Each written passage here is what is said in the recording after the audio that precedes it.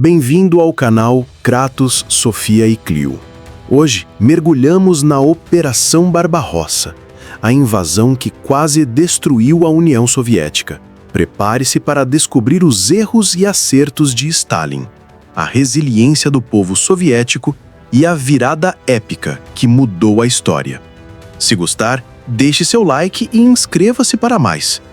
Este vídeo não é apenas uma aula de história, é uma jornada pelos momentos mais sombrios e heróicos da Segunda Guerra Mundial, revelando como a liderança, a estratégia e o sacrifício humano moldaram o destino de milhões. Vamos desvendar os mitos e as verdades por trás de um dos maiores conflitos da humanidade.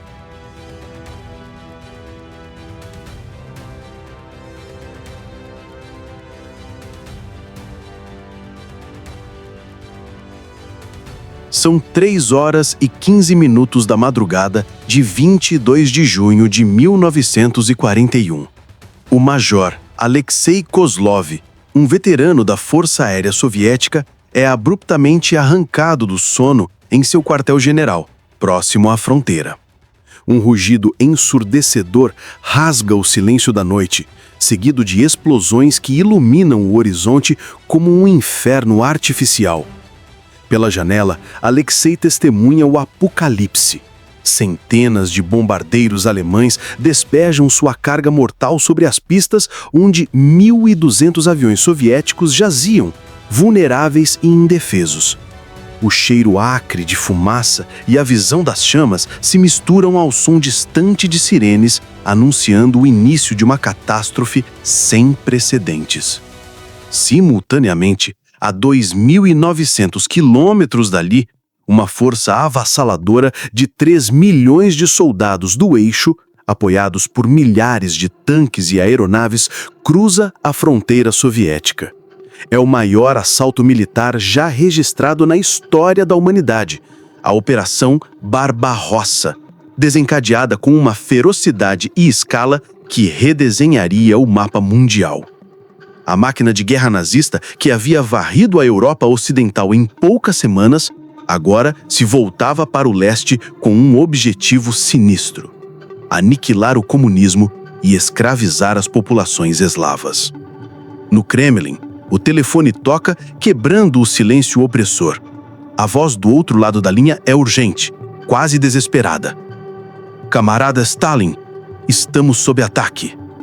Uma pausa dramática se instala. Durante os 11 dias seguintes, o líder supremo da União Soviética, que comandava 1/6 do planeta, mergulha em um silêncio inicial. Não uma paralisia total, mas um período de choque, negação e processamento brutal da realidade, enquanto seu vasto império começa a desmoronar sob perdas devastadoras.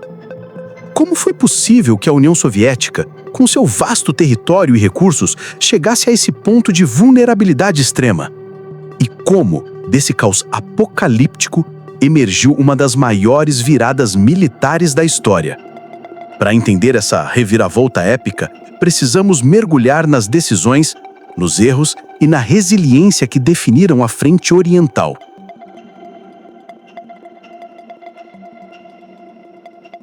Bloco 1. Os pecados da subestimação e a cegueira de Stalin. A ilusão de segurança fomentada pelo pacto Molotov-Ribbentrop não durou. Stalin, imerso em sua própria teia de desconfiança e convicção de que Hitler não arriscaria uma guerra em 2 frentes, ignorou uma avalanche de alertas sobre a iminente invasão. Os números são claros. De acordo com Stephen Kotkin, o ditador recebeu mais de 80 relatórios de inteligência detalhados. Esses alertas vinham de diversas fontes: espiões soviéticos infiltrados na Alemanha, desertores alemães que arriscavam suas vidas, fontes britânicas, incluindo o próprio Winston Churchill. Stalin, movido por uma mistura perigosa de confiança excessiva no Acordo de 1939 e paranoia doentia, acreditava que tais alertas eram provocações ocidentais. Ele ordenou que as forças fronteiriças evitassem qualquer ação defensiva que pudesse incitar Hitler. Essa política de não provocações, como argumenta David Glantz, paralisou o Exército Vermelho. As tropas foram mantidas em posições avançadas e vulneráveis, sem fortificações profundas ou mobilização plena. A diretiva de alerta chegou apenas na noite de 21 de junho, tarde demais. O resultado foi catastrófico. A narrativa de surpresa total é um mito. Stalin não foi pego desprevenido por falta de informação, mas sim por excesso de confiança e rigidez ideológica. O caos inicial custou à URSS 3 milhões de baixas nos primeiros 6 meses de guerra. Para dar rosto a essa tragédia estatística, considere o depoimento arrepiante de um soldado soviético capturado em Minsk. Ele descreveu o desespero de ver camaradas caírem sem ordens claras, a desorganização, a falta de suprimentos e a sensação de abandono que permeava as tropas. Esse choque inicial, no entanto, catalisou mudanças que transformariam a derrota iminente em uma contraofensiva implacável. Bloco 2. As purgas. A autodestruição do Exército Vermelho. Para compreender a profundidade da vulnerabilidade soviética em 1941, é imperativo revisitar as grandes purgas de 1937 a 1938, um dos erros mais autodestrutivos de Stalin. Movido por paranoia patológica, o ditador orquestrou a eliminação sistemática da elite militar soviética. Os números são devastadores. Marechais, 3 dos 5 executados, incluindo Mikhail Tukhachevsky. Comandantes de exército, 13 dos 15 eliminados. Comandantes de corpo, 50 dos 57 removidos. Comandantes de divisão, 154 dos 186 afastados. Total, 35 mil oficiais removidos. Essa decapitação não só eliminou a expertise acumulada da Guerra Civil Russa, mas instilou um terror paralisante.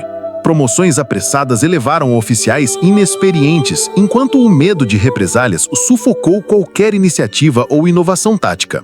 A historiografia atual, como argumenta Anthony Beevor em The Second World War, rejeita categoricamente a visão stalinista de que as purgas purificaram o exército. Elas multiplicaram as vulnerabilidades, especialmente durante a expansão caótica do Exército Vermelho, que cresceu de 1,5 milhão para 5 milhões de homens entre 1937 e 1941. O impacto foi dolorosamente evidente na Guerra de Inverno contra a Finlândia, 1939-1940, onde o despreparo custou centenas de milhares de baixas soviéticas. Um alerta brutal ignorado por Stalin. Humanizando esses números, pense no destino de Mikhail Tukhachevsky, um brilhante estrategista que defendia a guerra de manobra moderna. Sua execução, baseada em acusações falsas, não só ceifou uma mente militar brilhante, mas deixou viúvas e órfãos em luto, capturando o terror pessoal por trás da purificação política. Bloco 03. A formação da estratégia de defesa soviética, do caos à resiliência. Apesar dos erros catastróficos iniciais, a ameaça existencial forçou Stalin a um aprendizado brutal, mas necessário. Em julho de 1941, ele assumiu o cargo de comissário de defesa e criou o GKO, Comitê de Defesa do Estado, centralizando o poder para mobilizar recursos em uma escala inédita. A estratégia de defesa soviética evoluiu do caos inicial para uma resistência implacável e, eventualmente, para contraofensivas decisivas. Uma das maiores façanhas logísticas da guerra foi a Grande Evacuação. Mais de 1.500 fábricas com equipamentos e trabalhadores foram desmontadas e evacuadas para os Urais e outras regiões do leste, longe dos bombardeios alemães. Essa medida garantiu a produção contínua de material bélico, que se tornaria crucial para a virada. Milhões de civis, incluindo mulheres e idosos, trabalharam incansavelmente para sustentar o esforço de guerra, demonstrando uma resiliência e dedicação que foram tão vitais quanto as vitórias militares no campo de batalha. A relação entre Stalin e seu principal comandante militar, o Marechal Georgy Zhukov, foi complexa e marcada por divergências, mas também por uma dependência mútua. Zhukov, um estrategista brilhante e implacável, não hesitava em confrontar Stalin quando discordava de suas decisões. No início da guerra, Zhukov foi um dos poucos a alertar Stalin sobre a iminência da invasão e a necessidade de uma defesa mais robusta, o que gerou atritos. No entanto, Stalin, reconhecendo a competência de Zhukov, gradualmente delegou a ele e a outros generais como Alexander Vasilevsky uma maior autonomia tática e operacional. Essa delegação forçada pela necessidade foi um ponto de virada na liderança soviética. Zhukov foi fundamental na organização da defesa de Moscou, na contraofensiva de Stalingrado e no planejamento de outras operações cruciais. Suas táticas, muitas vezes brutais em termos de custo humano, eram eficazes. As divergências com Stalin eram frequentes, especialmente sobre a condução de operações e a alocação de recursos.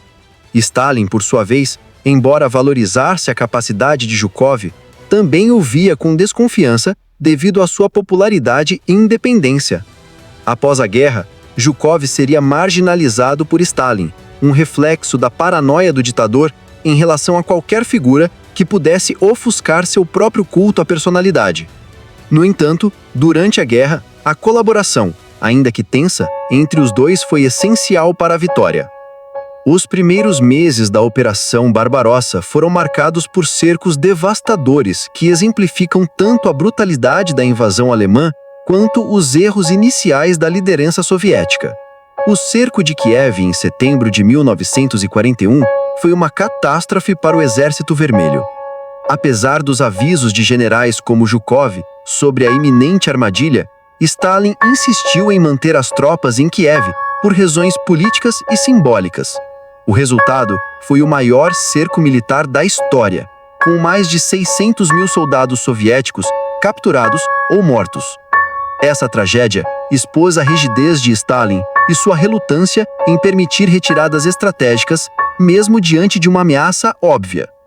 Quase simultaneamente, Leningrado, a cidade berço da Revolução Bolchevique, foi submetida a um cerco de quase 900 dias, de setembro de 1941 a janeiro de 1943. As forças alemãs e finlandesas cortaram todas as rotas de suprimento e a cidade enfrentou fome, frio extremo e bombardeios constantes. Mais de 1 milhão de civis, incluindo mulheres e idosos, trabalharam incansavelmente para sustentar o esforço de guerra, demonstrando uma resiliência e dedicação que foram tão vitais quanto as vitórias militares no campo de batalha. Embora Stalin tenha sido criticado por não ter priorizado a quebra do cerco mais cedo, a defesa da cidade foi um esforço heróico e coletivo, um testemunho da resiliência do povo soviético diante da barbárie nazista. Bloco 5. Stalingrado, o epicentro da virada. Stalingrado, de julho de 1942 a fevereiro de 1943, não foi apenas uma batalha, foi o epicentro da virada na frente oriental. A cidade, batizada em homenagem a Stalin, tornou-se um objetivo estratégico e simbólico para Hitler, que via sua captura como um golpe fatal ao regime soviético. A adaptação crucial veio em julho de 1942, com a Ordem 227, nenhum passo atrás. Uma reação desesperada a retritos massivos após derrotas como Kharkov. Ela formalizava punições severas para desertores, criava batalhões penais para indisciplinados e unidades de bloqueio para conter fugas, misturando coerção brutal com apelo patriótico. Historiadores como Anthony Beevor veem-na como medida drástica para restaurar disciplina, eficaz em estabilizar a frente, mas exagerada em narrativas ocidentais como tirania absoluta. Sua aplicação variava, priorizando ameaças sobre execuções sistemáticas, e foi parte de uma estratégia de defesa ativa. David Glantz, em To the Gates of Stalingrad, descreve-a como coerente com o pânico, cessando retiradas desorganizadas com aplicação variável, mais ameaçadora que universal. Richard Overy, em Russia's War, destaca seu papel motivacional na mobilização total, eficaz em moral sem ser a única causa da virada. O resultado foi épico. o cerco e aniquilação do 6º Exército Alemão, comandado pelo Marechal Friedrich Paulus. Em fevereiro de 1943, após meses de combate urbano sangrento, 91.000 soldados nazistas se renderam, marcando o fim da invencibilidade alemã e a primeira grande derrota estratégica da Wehrmacht. Stalingrado foi uma vitória militar e psicológica que abalou a confiança do eixo e inspirou a resistência em toda a Europa. O custo foi imenso, mais de 1,1 milhão de baixas soviéticas, tornando-a a batalha mais sangrenta da história. Isso expõe como a rigidez inicial de Stalin amplificou o sofrimento, mesmo que sua delegação a generais como Vasily Zhukov tenha sido decisiva. Para humanizar essa carnificina, considere testemunhos de sobreviventes que descreveram o frio cortante, a fome, o cheiro de morte e os bombardeios constantes nas ruínas da cidade. A Batalha de Stalingrado permanece como um lembrete sombrio do preço da guerra e da resiliência do espírito humano. Bloco 6. Kursk. A consolidação da superioridade. Após Stalingrado, os nazistas lançaram a Operação Cidadela, em julho de 1943, desesperados para retomar a iniciativa. Resultou na Batalha de Kursk, a maior batalha de tanques da história. A diferença crucial foi que Stalin, tendo aprendido com erros passados, permitiu defesa em profundidade meticulosamente planejada. Forças soviéticas construíram fortificações massivas, campos minados extensos, posicionaram artilharia antitanque, baseado em inteligência precisa sobre planos alemães. Diferente da paralisia de 1941, Stalin delegou amplamente a generais como Zhukov e Konstantin Rokossovsky, permitindo-lhes executar contraofensivas coordenadas. Destruíram cerca de 500 tanques alemães num único dia. A inteligência soviética, auxiliada por fontes como Lucy Ring, na Suíça, forneceu informações cruciais, data e eixos de ataque alemães, permitindo preparar defesas com antecedência, montando armadilha mortal para os Panzers. Kursk consolidou a virada estratégica. A União Soviética, com indústria realocada e produzindo tanques T-34 em massa, superou a Alemanha, não apenas em números, também em táticas e adaptação. A produção soviética havia atingido níveis impressionantes, superando capacidade alemã sob constante bombardeio aliado. O preço da adaptação foi alto, 860.000 baixas soviéticas, contra 200.000 alemãs, provando que erros iniciais foram mitigados por adaptações estratégicas, mas a um custo humano desnecessário e brutal. De Kursk, a marcha para Berlim se tornava inevitável, impulsionada por mobilização total que selaria o destino do nazismo. Bloco 7. A marcha para Berlim. De Kursk a Berlim, a contraofensiva soviética foi uma epopeia de resiliência, vingança e sacrifício. Stalin, agora confiante em seus generais, coordenou operações maciças, como a Operação Bagration. Destruiu o grupo de exército centro-alemão, libertou a Bielorrússia em uma das maiores derrotas da Wehrmacht. Demonstrou a nova capacidade do Exército Vermelho, operações complexas e em larga escala, combinando infantaria, blindados e apoio aéreo com maestria. A evacuação industrial de 1941, que parecia medida desesperada, provou ser jogada de mestre, permitiu que a URSS superasse a Alemanha em produção bélica. Em 1944, a União Soviética produzia 40.000 tanques, contra apenas 18.000 nazistas. Essa superioridade material, combinada com experiência de combate e liderança aprimorada, tornou o Exército Vermelho força imparável. A Batalha de Berlim, abril-maio de 1945, foi o assalto final à capital do Terceiro Reich, confronto brutal que custou 80.000 baixas soviéticas, culminando na icônica bandeira vermelha hasteada sobre o Reichstag, simbolizando a vitória sobre o nazismo. O custo total para a União Soviética foi assombroso: 27 milhões de soviéticos mortos, cifra que reflete não apenas a brutalidade do conflito, mas também os erros iniciais de Stalin e a natureza genocida da guerra nazista. No entanto, é também testemunho da resiliência coletiva, do sacrifício e determinação de um povo que se recusou a ser subjugado. Para tangibilizar essa perda, considere o testemunho de uma enfermeira na marcha para Berlim. Relatou o alívio da vitória misturado ao horror de corpos empilhados e cidades em ruínas, transformando os 27 milhões em legados de famílias despedaçadas e vidas interrompidas. A vitória veio, mas o preço que coaria por gerações.